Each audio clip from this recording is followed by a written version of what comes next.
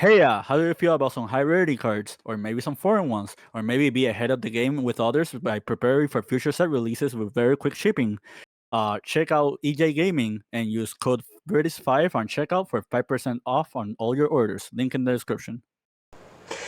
Greetings duelists and welcome to another video. So Konami just released the set introduction for Age of Overlord. There are going to be a plethora of themes and a free agent and supporting themes in this set, and I'm going to talk about one of them in this today's video. The one I'm going to talk about is called Horus. So Horus is not a new introduction into the card game. This theme was already being presented in the past, and it consisted of these monsters right here, which is the level 4, the level 6, and the level 8, as well as this monster right here, which is the Horus Servant. So back in the day, if I'm not mistaken, the set where this arrived was Flames of Eternity. I could be wrong on that. It was on a very old set. It was another era right before Synchros, or around the time Synchros was out. And basically it consisted of monsters modulating levels, and the Horus monsters all had interactions when it came to opponent with spell cards. Basically, if your opponent tried to use spell cards on these monsters, they were either unaffected or like they could outright just stop your opponent from doing it. You also had this Horus Servant, which protected the Black Flame Dragon monsters from being targeted or being destroyed, or by like spelling trap specifically. Sadly, these cards are not going to be played in this theme. Basically, this is a new revamped version of Horus's. The main Horus monsters are level 8, similar to the Black Dragon. However, they are all going to be very, very different. They're going to operate in a different scenario.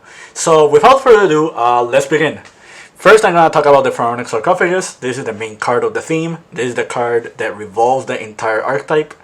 Basically, the way this card works is you discard cards or send cards from the hand to the grave to then send a Horus monster from the deck to the graveyard.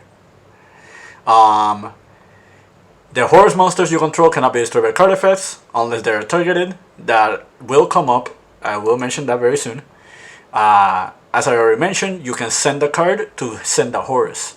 Now, here's the kicker to this effect. You can use this effect up to 4 times this turn. That is a very, very big deal because, as you will see later on, you will know that all these Horus monsters do have an interaction. At the start of the damage step, if a Horus monster battles an opponent's monster, you can send the opponent's monster to the graveyard. So basically, this card sends your Horuses to the graveyard, and it protects your Horuses from being destroyed and also from battle, making these monsters very hard to get rid of, at least by normal interactive means. Now, what is the purpose and what is the value of dumping all the Horus monsters? Well, now it's going to be the time we're going to be explaining all of them. We have Imseti. We have, prepare for this one, you don't know how this is probably spelled, but it's Kebesanuf, Dwamatuf, and Happy. So all these Horus monsters have a very similar effect. Basically, if they're already present in the graveyard and you control the Pharaonic Sarcophagus, you can special summon them from the graveyard. That's where Sarcophagus send effect comes in. Basically, the idea is you dump all the Horus monsters, they're all in the graveyard, and while this card is present, you can special summon them from the graveyard one by one. Take note, this is a parenthesis on the text, meaning that they're built-in special summon and not an actual activated effect. Meaning that cards that freeze graveyard effects like Abyss Dweller do not work on this. So Now that we know that they can all be special from the graveyard, which is the one thing they have in common, let's talk about their field effect. Imseti has two effects. The first effect is you can send the Imseti itself and one other card to the graveyard, and you can add the sarcophagus. So basically, this is like your main play starter. This is the card you always want to open with. In the options, you don't open a sarcophagus because this will get you to the sarcophagus itself. Adding to that, you will draw one card. So basically, you don't go minus in card advantage if you resolve the Imseti. If a card you control leaves the field by your opponent's card effect, and that detail is very, very important. We're going to see it very soon. You can send one card from the field to the graveyard. Take note, this is non-targeting and non-destructive removal. So cards like the Magic Specters, cards like the really powerful, like untargetable monsters, they're not safe from this effect. Now let's move on to the next one. So Kebesnef, basically, if a card leaves the field, for the rest of this turn, you can make it so your opponent cannot target your Horus monsters for attacks or card effects. Now you're noticing a pattern where each Horus has a protection effect or has like an extra value if a card from your field is moved by your opponent. Now we go to Duamutunef. It gains 1200 attack for each Horus you control. That includes itself. If your opponent takes a card off the field, you can draw cards equal to the number of monsters in different names in your main monster zone. So if your opponent moves a card and you have control all the Horuses, you can draw up to 4 cards, pretty much. So let's keep reading. Now let's go to Happy, Vanguard of the Horus. I think this is like the better one out of all of them, at least when it comes to the field effect. If a card moves from the field by your opponent's card, you can target 2 cards in your banished and in either player's graveyard. Either shuffle them back to the deck or add them to the hand. This is a really, really, really powerful effect if it resolves. And pretty much it punishes your opponent from trying to get rid of your cards if you have this present. Now that you know the theme, now that you know all the monsters, let's talk about the last card, Canopic Protector. Once per chain, if your opponent activates a card or effect, you can special summon a Horus from your hand or graveyard. Pretty much this is like a True Draco effect. Like if you're familiar with the True Draco theme, you know that they all interact out of your opponent trying to use a card. And you can only special summon one with the original name, but this card is not once per turn. If this card is sent from the hand or field to the graveyard, you can set this card, but if leaves the field if it's set by its own effect. Now you're noticing the fact that this is really, really strong if everything resolves, because let's visualize the entire scenario. While this card is on the board, your opponent's your monster cannot be destroyed. So no Lightning Storm, no Dark Hole, no Mirror Jade effect. Like all those cards that do massive board wipes, they don't work on these cards. While the first sarcophagus is here. In the off chance your opponent gets rid of the sarcophagus, these all get bonus effects. So like now you start punishing your opponent from trying to get rid of sarcophagus. And adding to that, all these monsters, like, they're not small. Like, this is 2400, this is 25, this is 3k, this can be 48. So now you're noticing a pattern where you have an engine that can summon a lot of monsters, and these monsters are big. And if your opponent tries to get rid of them, like, he's just going to get punished, and he's going to lose more and more cards. This is a very, very, very strong like interaction. This is very similar to Exo Sister and how like Exo Sister punishes the opponent from trying to play a graveyard strategy. This is a little bit more substantial because basically you're forcing your opponent to either beat down these monsters or use something really specific, like for example evenly matched. Now there are more value to these cards than we're looking at. You're probably thinking, okay, is this the actual way you're going to be playing Horus? And one thing to note is, like, there is more support coming in the upcoming set after this one called Phantom Nightmare. But until then, I think that Horus is now going to be a main theme. I think what's going to happen is people are going to be pairing it up with other engines. Now, what is the first thing that came into my mind when I thought about Horus? Well, after reading all the cards and thinking about like the interaction with the Horus cards, I thought about like just playing it as a beatdown strategy with floodgates. Like, you have skill drain, you have there be only one. That's a really powerful one because there's are all different types. There's stuff like summon limit. There's stuff like anti spell fragrance. Like, you can play all these floodgates alongside these monsters, and it's just going to be really problematic for your opponent because your opponent now has to play the game where they have to try to get rid of your floodgates, and as soon as he tries to do so, he's going to get punished with the Horus effects. So what are other things you can do with the Horuses? You already know that the sarcophagus, in order to activate, it has a send effect to the graveyard as a maintenance cost. So let's show us like different cards here.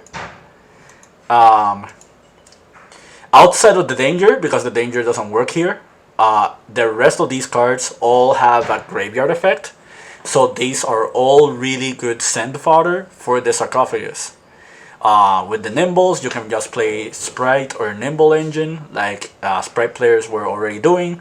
Volcanic Shell can be used as a catalyst to just freely keep dumping the Horuses. The Bamboo Sword Engine is also another thing that's really, really strong. Like, you can get to the Golden Bamboo Sword and just like think about other stuff that way. So that's like another thing you can do. In the OCG, they've been pairing it up with Evil Eye. Evil Eye is an archetype that has a bunch of monsters that interact in the graveyard, and this card also interacts in the graveyard. So basically, the Evil Eye theme is another thing that you can pair with the Horuses. If you look at here, you see I have a full extra deck. These are a bunch of monsters you can use for the Horuses. The Horuses do not have any restrictions involving their summons. Their only caveat is you need to control the sarcophagus, meaning that you can make rank 8s, you can make link monsters, you can make a bunch of interruptions, you can make a Palooza with 4 materials. This is something very similar to what Numerons do, like with the Numeron engine. And this is just like a lot of things that you can be doing. Like, the Curse King Dragon Trainer is one of the better ones because basically what you traded in card advantage, you can get it right back and just have a really big monster on top of it. If you're playing like an actual specific theme, this card is really, really strong. One strategy that a lot of people are talking about is the Zombie Vampire, and that goes in tandem with the Teal Element cards.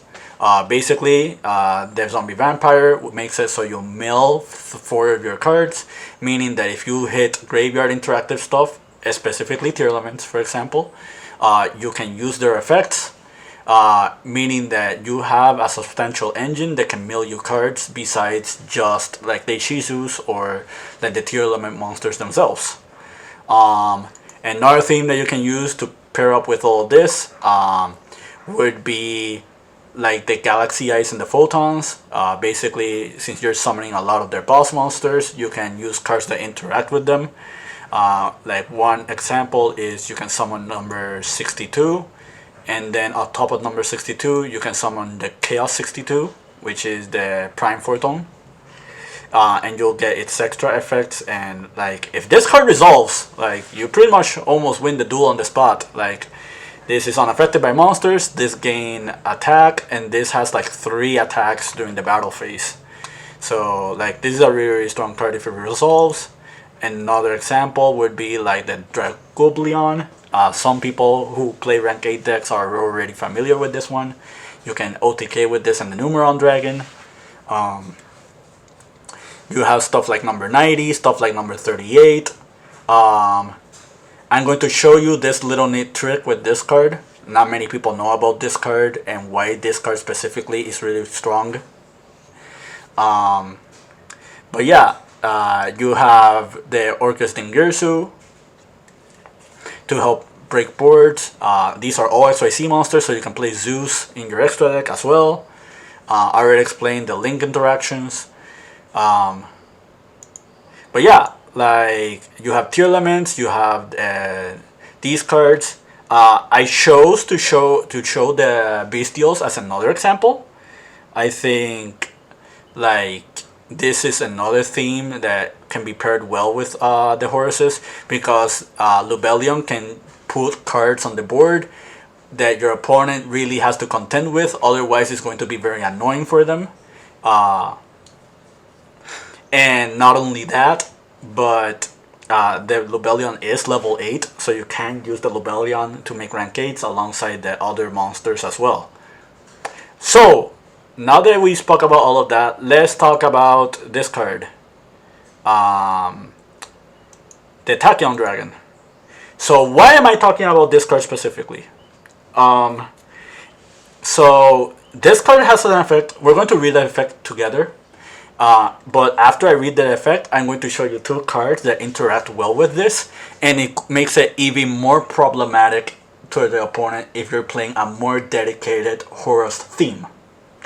So, this takes 2 level 8 monsters. So basically any 2 Horuses can make this. Once per battle phase, at the start of your battle phase, you can detach 1 material from this card. Negate the effects of all face-up monsters currently on the field. Also, their attack and defense become their original.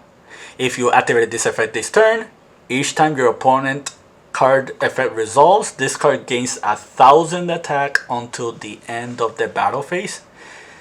And it can make a second attack during each battle phase. So basically this card is designed for going second. Basically this card is designed for like trying to pick apart your opponent's board and trying to like break your opponent's board on the spot and like take interactions with opponent. But you're probably thinking, okay, why is the Tachyon Dragon so good going second if your opponent can have interactions that can deal with it? Well, this is where the Horus theme comes in, because if they try to interact with this card and you have the Horus monsters on the board, this is where you start punishing your opponent for letting your Horus cards come through. But adding to that, there are 2 cards that I'm going to show you that interact well with the Tachyon Dragon. And the cards are these 2. The first one we're going to talk about is called Spiral Galaxy.